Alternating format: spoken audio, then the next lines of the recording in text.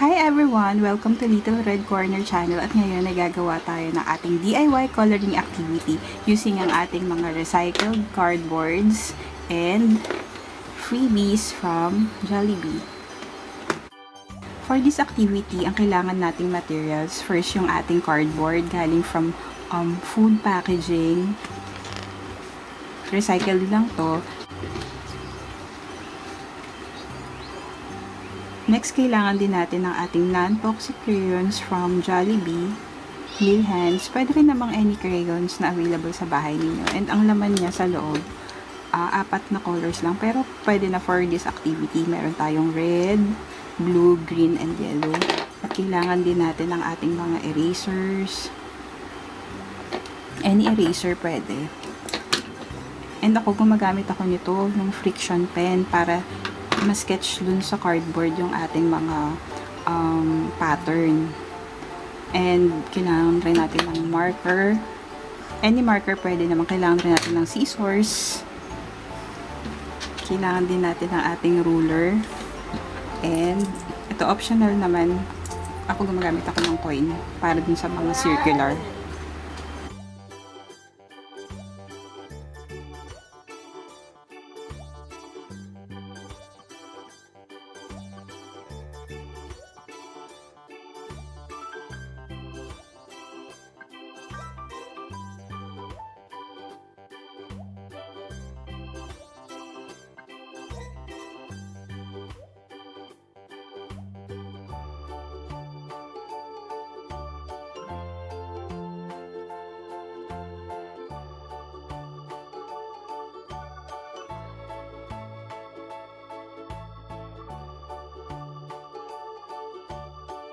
Ayan, bali na sketch ko na siya.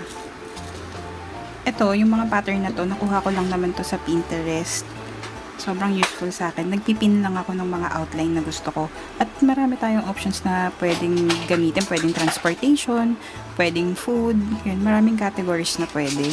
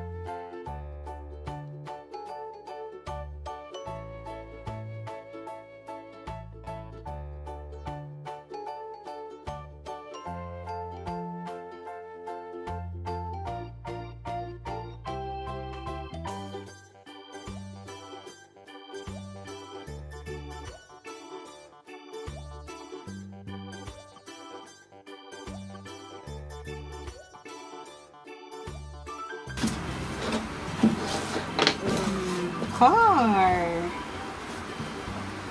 Green ba yung gusto mong car? Okay. Hawak natin.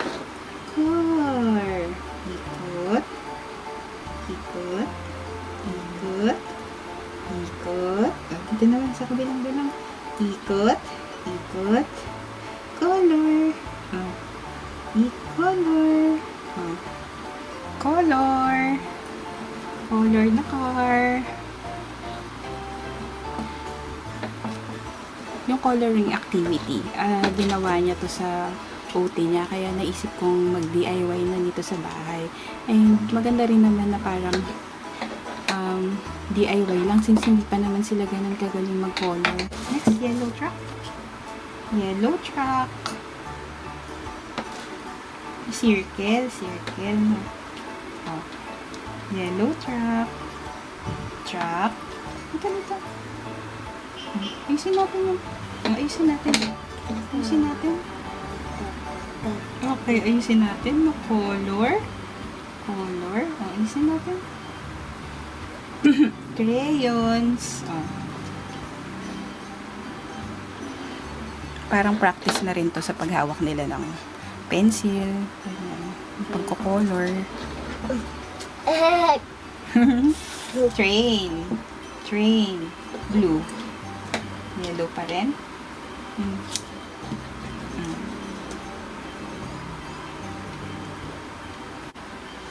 Kaliwa naman.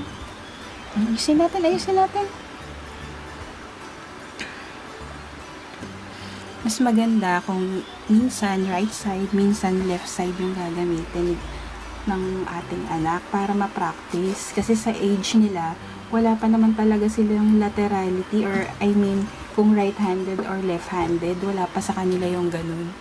So, mas maganda kung right and left yung gagamitin niya sa activity. Lalo sa pagko-color. Well, based dun sa ating video, nakita naman natin na talagang nag-e-enjoy yung ating toddler sa pagko-color. And, masasuggest ko talaga tong DIY activity na to. Since, yung age nila na 2 years old, hindi pa sila ganun kagaling mag-color. Talaga may lampas-lampas pa yan. And, lalo na kapag wala kayong printer sa bahay, maganda rin na i-DIY nyo na lang. Mapipersonalize nyo pa, depende dun sa gusto ng anak nyo. Pwedeng food, kung mahilig siyang sa iba't ibang klase ng food. Pwede rin naman na animals and transportation, yun nga. And ang maganda dito, lalo na dito sa ginamit kong material, pwede mo rin siyang mabura. So parang recycled na siya, reusable pa siya. Talagang makakatipid dahil parang every other day, pwede mong ipagawa sa kanya na activity to. Ayan. Pwede mong i-erase yung ating color. I hope na nagustuhan nyo ang ating DIY activity ngayon. At abangan nyo ang aking mga susunod na uploads for other DIYs and activities na occupational therapy inspired. Thank you, mommies! Bye!